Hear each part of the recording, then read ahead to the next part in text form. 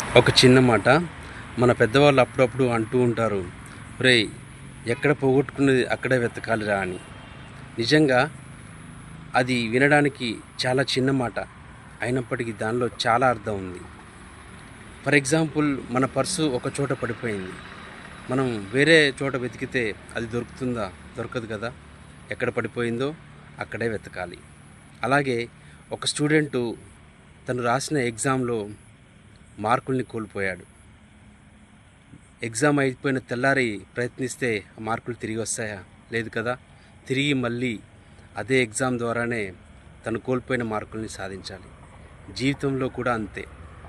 మనం ఎక్కడైతే సంతోషాన్ని కోల్పోతామో తిరిగి ప్రయత్నిస్తే అదే సంతోషం మనకు దక్కుతుంది.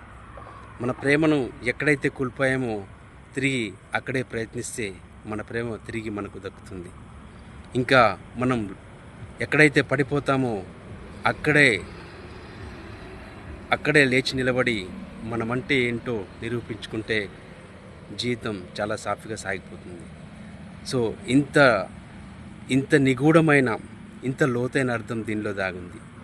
మీకు కనుక ఇది నచ్చినట్లయితే లైక్ చేయండి, షేర్ చేయండి, నా ఛానల్ని సబ్స్క్రైబ్ చేయండి. Thank you.